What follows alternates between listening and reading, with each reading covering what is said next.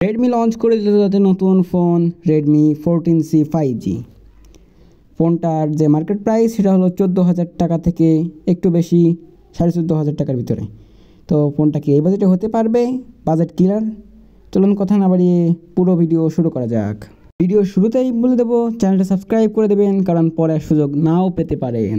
ফোনটির ডিজাইনে যদি বলি তাহলে বলা যায় যে রেডমির যে 14C 4G ফোনটা আছে সেটারই একদম হুবহু কপি, এবং পেছনে অবশ্যই দুটো ক্যামেরা আছে, একটা ব্র্যান্ডিং এবং একটা ফ্ল্যাশ। ফোনটার রেয়ারের দুটো ক্যামেরার ভিতর একটি হলো মেন শুটার অর্থাৎ 50 মেগাপিক্সেল এবং একটি সহকারী সেন্সর, এটা 2 মেগাপিক্সেল। ফোনটার ক্যামেরার যে ছবির কোয়ালিটি সেটা মোটামুটি অ্যাভারেজ বলা যায়। তবে এই ফোন একটা কথা যে ফোনটার দাম যেহেতু 15,000 টাকা প্রায়, তাই অবশ্যই ক্যামেরা ছবির কোয়ালিটিটা ভালো হওয়া উচিত ছিল। আর এখন যদি একটা আলট্রা ওয়াইড দিত তাহলে তার কোনো কথাই ছিল না। ফোনটির যে ডিসপ্লে হিসেবে 6.88 ইঞ্চির একটা 120 হার্জ ডিসপ্লে, আর এর ক্যামেরা কিন্তু ইউ শেপ নচ টাইপ, সেটা অবশ্যই পাঞ্সেল কাট আউট হওয়া উচিত ছিল অন্তত এই সময়ে এসে। এই ফোনটার ডিসপ্লেটা হলো এইচডি প্লাস একটা আইপিএস এলসিডি প্যানেল, যেটা অবশ্যই হওয়া উচিত ছিল একটা ফুল এইচডি প্লাস রেজুলেশনের। তবে ডিসপ্লেটা দেখে মোটামুটি সবার কাছে ভালো লেগে যাবে। সশনির পিঙ্ক ব্রাইটনেস আছে, মোটামুটি ভালোই বলা যায়। তবে ফোন দিকে ডান দিকে পাওয়ার বাটন ফিঙ্গারপ্রিন্ট স্ক্যানার হিসেবে কাজ করে, যেটা মোটামুটি ফাস্ট এবং অ্যাকুরেটলি কাজ করে। ফোনটিতে প্রসেসর হিসেবে আছে কলকম স্ন্যাপড্রাগন 4 Gen 2। এর পারফরমেন্স মোটামুটি 14,000 টাকা বাজেটে ভালোই ছিল।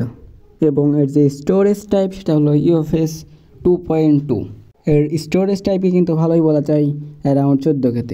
এবং এর র্যাম টাইপ LPDDR4X র্যাম।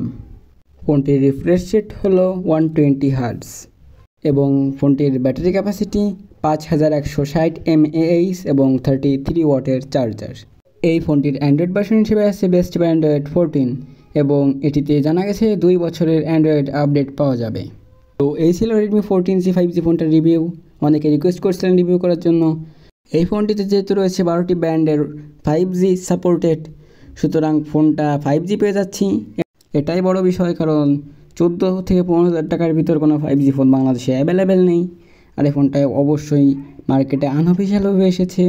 ফোনটা 5G হলেও অনেক কমতি আছে, তবে যেহেতু ফোনটা 15,000 টাকা প্রাইস পয়েন্টে লঞ্চ হয়েছে তাই ফোনটাও কিনতে পারেন। তবে এই বাজেটে অন্য ফোনও আছে যেগুলোর পারফরমেন্সের থেকে ভালো।